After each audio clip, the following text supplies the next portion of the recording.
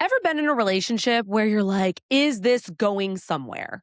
Everything looks good on paper, but deep down, you just don't know. And this is what divides out the relationships that are just running the clock and relationships that actually will lead to marriage. And there's a really big difference here that is very important to note. And it's not how long you've been together, how the chemistry is, how much you guys love each other. No, the difference goes all the way into patterns of a relationship, the way you handle conflict, the way that you show up for one another, the way that you respect and truly have same values. Those things tell the difference between just being in a relationship together or actually building a life together. And as somebody who has coached over 1,000 clients, and yes, many going from single to dating to in happy marriages, to also coaching clients who are going from single dating to in relationships that aren't working for them and how to get out, I'm going to tell you right now the secret ingredients, and we're going to be diving all into today how to know if your relationship is headed for marriage. And then, of course, we are going to talk about it, talking about coming and orgasms. Yes, yes, yes. I know you're like, oh my God, the taco section. And we're going to be getting into the sex questions that couples are afraid to ask each other. Because here's the deal. If you can't ask these questions during sex, are you actually having fun, good, comfortable, happy sex? Maybe one of you, but not necessarily all of you. Welcome to Carla Turned On, where dating and relationships get real, sex gets talked about, and the BS gets left on red. Let's get turned on. How do you know if your relationship is actually headed toward marriage? This is a really great question. I'm going to back the F up for just a moment here because I am going to tell you, I had been in relationships before that I thought were headed toward marriage, then they ended. And I've even been engaged twice before. And the first time I was engaged, I was like, oh, this is headed toward marriage, until all of a sudden, everything just kind of came crashing down with red flags out of nowhere. And if you're interested, I do an entire episode, just a couple episodes back, on how I was cheated on. Yes, I go over all of the story and what went down and how heartbreaking it was. And yes, like I said, I've been engaged twice. So the second time I was engaged actually led to my marriage today. And I can tell you there was a huge effing difference, like really stark difference. And here's the deal is sometimes we do not know. Sometimes you even get into a marriage and then you get divorced because you're like, oh, this is no longer leading anywhere. But I think it's really important that knowing, is this actually leading to marriage? Is this not? Can be very confusing. So you're not alone if you're like, I don't know. I feel confused right now in my situation. Or maybe you're single and you're just like, I want to know, like, what is a healthy relationship that leads toward marriage and what isn't? And I'm just going to put a little disclaimer here. Not everybody views marriage as the same, and that's okay. Some people look at it as just a piece of paper. There's nothing wrong with that. Some people are like, it really doesn't matter. I want long-term commitment. I just want a life partner. This also can translate whether you want to choose somebody for a life partner or not. But I'm going to talk about it in the context of marriage, and that is important to you when it comes to relationships. So these are the 6 signs that your relationship is headed toward marriage. Number 1, conflict gets resolved, not avoided. Okay. If you've ever been in a relationship with somebody who has avoidant attachment style, yes, I also go over on Carla Turned On podcast episode all around attachment styles. You can dive into that more there. But TLDR, attachment styles basically go all the way back to our childhood. It's psychology of how we attach to our caregivers. And that directly impacts our relationships as adults. So as a result, yes, it's sort of like a mirror to your childhood. And if somebody is in a secure relationship, a secure relationship is, okay, we're both in this. We know it's moving forward. We have conflict. It comes up, we resolve it. If somebody's feeling anxious in their anxious attachment in a relationship, they're afraid the person's going to leave or they're going to cheat or they're going to break up with them. And that's going to be the end all be all. That also could be abandonment issues as well that come out too. And then, of course, if you are an avoidant attachment, you're sort of this 1 foot in, 1 foot out. You want the connection, but it can sometimes feel like too much. So when conflict comes out, you turn away. Okay, backing the F up. I am going to dive into right now a couple different things that you want to absolutely look out for when conflict comes up. You actually are repairing your fights. It is normal to have conflict. It is essential to have conflict. I have said this over and over again, and Carla turned on. If you have been with us for a little bit, hello. And if you're new, you're amazing and awesome. And don't forget to give us a little review. It helps the podcast keep going and gets the word out there. Okay, but I'm going to tell you right now that conflict repair is essential. Healthy conflict repair is amazing. That's what moves relationships forward. Say that you all of a sudden, I don't know, are upset about how you guys are managing your schedules of seeing one another during the week. And say for you, you're like, hey, I don't see you very often to your partner. You're like, I don't see you very often. I feel like, you're staying at work a little bit later, or we're too busy in terms of our schedules. How can we move this forward? And your partner's like, well, I'm trying to make time and I've been really busy and I don't know what to do. And you're like, well, I don't feel like my needs are being met. So you take a beat. You're like, okay, all right, hold on. Let's take a moment here. What are we really saying? Like, what's really going on here? And you guys start to talk about, well, I just miss you. I feel like I want to spend more time with you. I feel like the relationship feels stagnant right now, that we're not moving things forward and seeing each other as often. Or I feel like we used to see each other a lot more and that made me feel really connected and close. But now that we aren't, I don't feel as connected. And that's important for me in a relationship. And your partner's like, okay, I see where you're coming from. I totally get that. And all right, let's figure out ways that we can kind of connect more. If it's, if you have a partner who has a busy work schedule or has a lot of things going on, that partner does need to say, hey, okay, this is my schedule. How can we make this work? How can we both make it so that we're accommodating your needs and also the relationship's needs? That's moving things forward. So now you have somebody who is going, teamwork, let's get this done. Let's figure out how to kind of push through this. Another big one is they take accountability. So you're, in conflict and they're like, I'm sorry, I didn't mean to say that. And that wasn't right. Next time, I'm going to make sure I take a pause before I speak out of emotion. And that's the truth. Okay. Lots of people speak out of emotion. And when you cool down afterwards, you're like, oh my God, I can't believe I said that. Or, oh my gosh, I let my emotions get the best of me. If that seems to be a pattern over and over again, and the person is not making any type of change to try to help get themselves out of it, that's a problem. But if you see that they're like, okay, I'm going to do the pause thing. I'm going to walk away so I don't let my emotions get the best of me, or afterwards they're apologizing and talking about ways to improve and they work on it, that's accountability. Those are all really positive things when it comes to relationships and growing long-term relationships. And another big thing is, this one's really big. Nobody is trying to win. You guys are on the same fucking team. Anytime that you get into a place where somebody is trying to win the argument, I'm going to tell you right now, game over. Game fucking over. You both lost. You need to make sure that when there's conflict or there's argument, you guys are both on the same team. That is going to be key here. Number 2, future talk seems natural. You guys aren't afraid to talk about the future. Oh, well, I know we're talking about getting married one day. When would you want to get engaged? What does that timeline look like? And you're both engaging. This is going to be a red flag if you are always the one bringing it up. You are always the one moving things forward. You're always the one having the conversation. And the person's like, yeah, that sounds great. Yep, sounds good. But there isn't much more after that. You're the one constantly doing the follow through of it. That's a problem because you can't be in a relationship by yourself. You need to be in a relationship with somebody else who's contributing, who's meeting you halfway.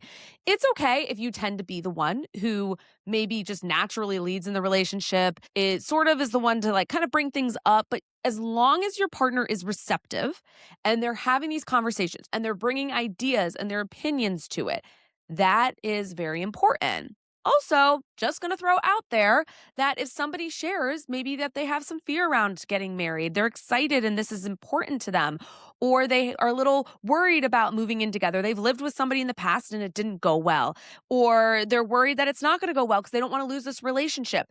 Those are all healthy signs. Okay, so future talk doesn't just have to be, woo, bliss, beautiful. Oh my gosh, this is so great. We're perfect. No, not at all. You're a fucking human being. Act like a fucking human being. It's normal to go through times and periods of a little uncertainty. This is a big deal. It's a new step. It's vulnerable. You guys are both bringing luggage from past relationships or past dates or past dating experiences, childhood, all that shit, that baggage, it gets brought with you in these conversations. So it's normal also if somebody is talking about maybe feeling a little hesitant toward it. Don't run from the hesitation in the future talk. Look at it as more of a green flag that this person's being vulnerable and talking about these things with you. Number 3, hey, real quick, don't forget to like and subscribe. And if you want dating support, don't forget to look in the notes below where you can learn all about my guides and how to work with me. And if you want to follow me on my socials, you can find me anywhere at I am Carla Romo. Let's get turned on. You've seen each other in hard moments. This is why I always say, now there's no perfect timeline, but this is why I always say wait at least 1 year before making any major relationship decision. Because at this point, you have seen somebody through 4 seasons, holidays, ups, downs. You're out of that infatuation honeymoon stage. So you are getting to know the real person. And at this point, there might be hard times. Maybe somebody got laid off, or maybe somebody's having financial struggle that they're taking care of, that they're getting themselves out of. That is important. Or maybe your partner's parent passed away. I mean, that has happened to clients of mine before where they've been in relationships and 6 months in, a parent passes away. That's hard. That's hard real life shit. And if you've been able to go through real hard life shit together, then that also shows, okay, your partner's going to be there for you. Look, I'm not saying force hard shit in life to happen because I don't think that that would be healthy at all. And sometimes things just are going really well and you guys don't really have any real life hard stuff that you're like, oh my God, Carla, you said real life hard stuff and I don't really know what's going on. That's okay. Don't worry. Don't freak out. Don't panic. The real life hard stuff will eventually come up. But if you've been through some hard times together and that person is stuck with you through it all and has been supportive and showed up and didn't turn away, didn't abandon you, didn't leave you during it, didn't neglect, didn't put you down, didn't criticize, then that to me is a signal that, wow, okay, they can get through this with you. They're with you. They're on your team. 4, you actually enjoy life together. Yes, I use the word actually because I think sometimes we forget to have fun in relationships. We forget to be playful. We forget to do things that are silly, that are just, I don't know, childlike. And I know that sounds funny to say, but it's true. Okay. If you look at a relationship that still has fun, right? Look at somebody who's in a marriage that still has fun. They're being playful with each other. Look, I understand people go through hard stuff in relationships like we were just talking about, but there's always time and room to also add in some playfulness. And you can be going through conflict. You guys could be going through something and still make time to have fun and to be playful. It does not need to always be so serious or so intense. That intensity actually is what can pull relationships back and out of moving toward marriage. So think about even just going to the grocery store and being silly with each other at the grocery store. I know it's basic AF, but I'm going to tell you right now, sometimes we get so fixated in, okay, we need to go to the grocery store, get it done. Okay, boom, boom, boom. We got our stuff. Okay, let's get out of here. No, take a moment to live. You're doing these tasks together. You guys are cooking together, being silly, putting on music, dancing around the kitchen together, having a little dance party together, talking. I'm about to out my husband and I talking in weird voices to each other. We're not the only couple out there that does that. I fucking know that for a fact because I have friends who do that too. But it's whatever you guys want to do to kind of lighten the mood, be silly, be funny, be playful. That is so key here. And being able to do that is a huge marriage predictor because you feel comfortable with this person, you feel safe with them, and you are enjoying life within life with them. And you're making life what it is by being playful with them. Number 5, core values align. And this is a goddamn non-negotiable for me. I'm going to tell you right now, the number one reason that couples break up and do not last is because they do not share the same core values. 110%. I will say that. Boom. I don't care if you disagree. Literally, that is why. Look at your past relationships. Okay, I'm going to use politics as a perfect example. Everybody's always like, oh my gosh, they voted for this person. I can't date them. That's fine. Okay, you can decide what you want. I'm not going to stop here and tell you you should not, honor what's important to you. But what is underneath the, oh my God, they voted for this person, I can't date them, are your core values. Because that is how you believe right and wrong. That is what morally grounds you. And no, I don't believe that you can be in a relationship with somebody where you do not see eye to eye on certain things like that. Okay, back up. You can be in a relationship with somebody. I don't think that that is a signal or a cue for longevity. It's not. It's not a signal or cue for longevity in terms of a happy marriage because you're going to be conflicted your whole relationship, your whole marriage. It's going to feel misaligned. It's not going to feel good. But when you can say a core value of mine is respect, is integrity, is loyalty, is caring, is somebody who's kind, those are important things, family. And the other person's like, yes, absolutely. Boom, green flags. Okay, I'm going to tell you this story because it's actually one of those stories, when I started dating my husband that I was like, "Oh, damn, this is really hot and attractive." We were on our second date, and we were sitting there, and we were chatting. We had gotten burritos, and then we went for a nice little walk. And we were sitting there, just, we would took a little break to sit down, during our walk, and it was a really beautiful night. It was like this, like, amazing breeze. It felt really good. And I really liked him. I was like, "Oh, this guy is like really he's so cool and he's so kind and already he's saying like all these things that we have in common and I'm sharing things and we're just getting along. The vibe is there." Okay? And he asks me point blank. He says, "What are some of your values?" And I was like, "Holy shit." As a dating and relationship coach, I was like, "This is oh my god, who is this guy?" What? Like, this is amazing. And it's something that I always tell clients to ask as well, because it's a really solid question. And we talked about what our values are and what's important to us. And honestly, we have such core values.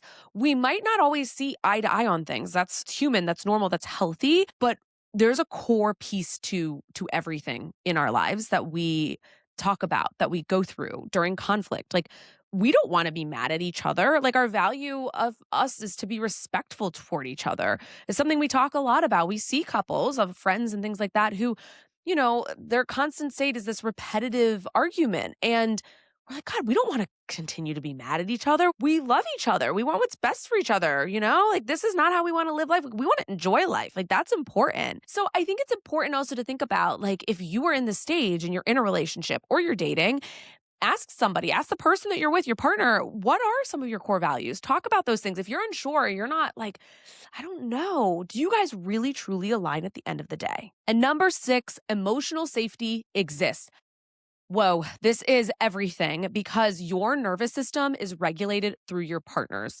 This is called co-regulation in relationships. So you can't fake it till you make it. Your nervous system can read. It's integrated in polyvagal theory. If anybody likes psychology, go look that up. It's amazing. A side note, but you can't fake it till you make it. Your nervous system is communicating with somebody else's and it's picking up on things. And sometimes that sparky wow feeling, oh my God, this is amazing. And if you've gone from that sparky wow feeling and now you're like, Carla, things don't feel right, but I want to get married, but I don't know if this is the right person. It's probably because your nervous system has picked up on something that's not right. When we feel that sparky feeling, it's our nervous system going, oh my gosh, there's something familiar, but it doesn't equal compatibility. When you feel safe with somebody, there is a calmness. Your gut isn't roaring. Yes, you can have anxiety. Yes, you can have past triggers and past trauma from relationships or childhood that might come up in your current relationship. That's normal, but to run off of these highs and these lows and these highs and these lows is not emotional safety. If you are constantly wondering, will this person leave? Will they cheat? Are they going to break up with me? Not because you have unresolved past, wounds that would be important to heal, but because this person is exhibiting behavior that doesn't give you those safety cues. No, you're not fucking crazy. I want to be very clear here. If your partner is telling you, oh, it's your anxiety. Oh, this is, you're the problem. No, that doesn't make you feel emotionally safe. What you want is a partner to say, okay, if this is coming up for you, if your past and your anxiety is coming up and you're wondering, am I going to leave? Or you're wondering, am I going to break up when we get in fights? And I'm not, how can I help you? How can we work through this together?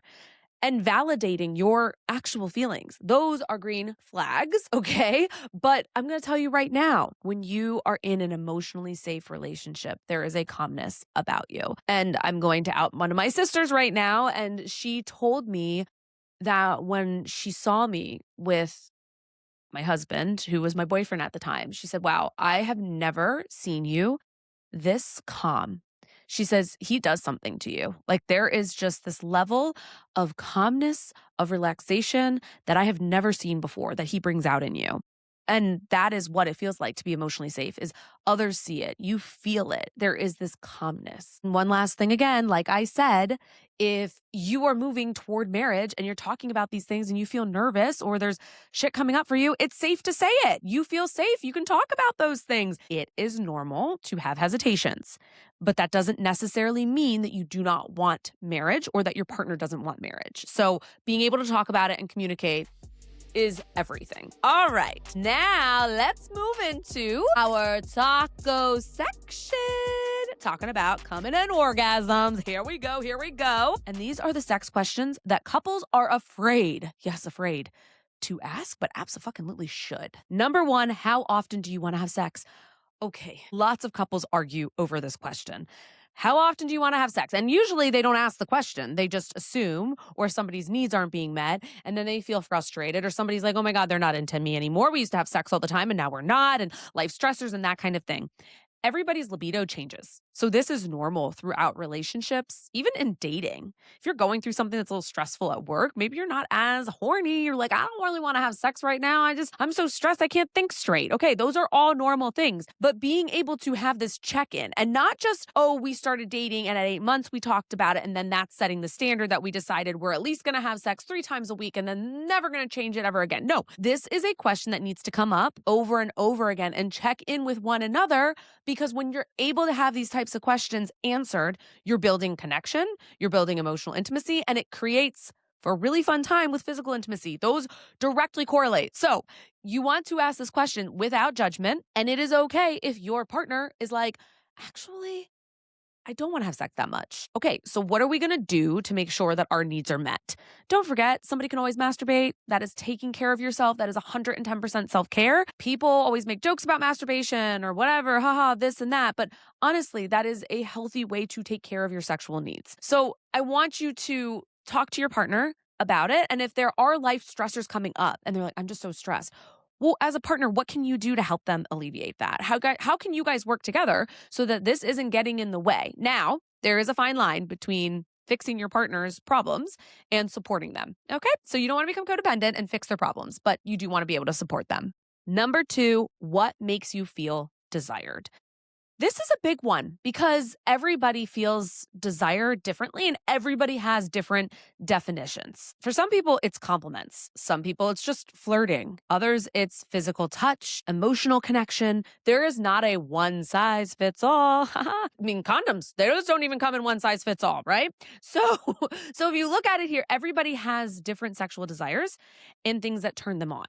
So being able to know those roadmaps to your partner's sexual pleasure is important because you're learning about them. And it's okay too for sexual desires to change. It's also okay to explore together. If you don't know, this isn't something you've really thought about before, but you want to have this conversation with your partner, ask, like, can we kind of like explore this? Or I've been kind of wanting to see if this is kind of fun and to kind of role play. Or I think it would be really awesome to be a little bit more flirty before we have sex or before we do anything sexual. It doesn't always have to be penetration, but exploring these different avenues and different ways of desire not only allows you to get to know yourself, but also allows you to feel more connected within your relationship, your sexual relationship. And when you feel that connection, it grows the intimacy, emotional and physical, it makes you feel safe. It makes you feel desired. And that piece is so key to being able to have really good sex. And it's very underrated. So make sure that that question is talked about.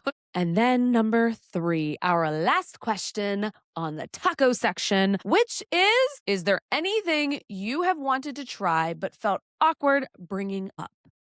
This is a very vulnerable question because what you are doing is you are allowing your partner to be honest, to be open with you, to be real, and to share from a place of vulnerability. Okay. And you're inviting them in to explore things that maybe they didn't feel comfortable before.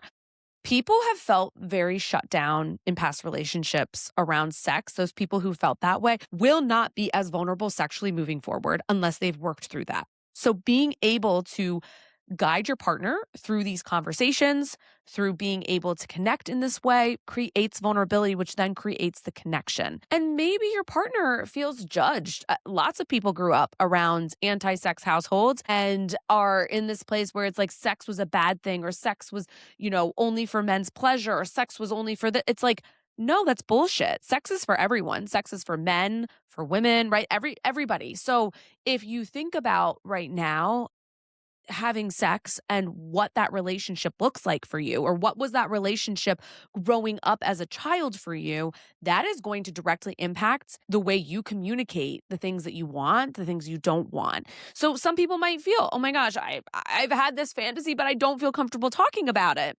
I'm afraid I'm being bad, or I'm judged, or whatever. And being able to have a partner ask those questions of, hey, it's safe. It's safe to talk about these things. And maybe your partner's like, no, there isn't anything really awkward. I feel pretty good.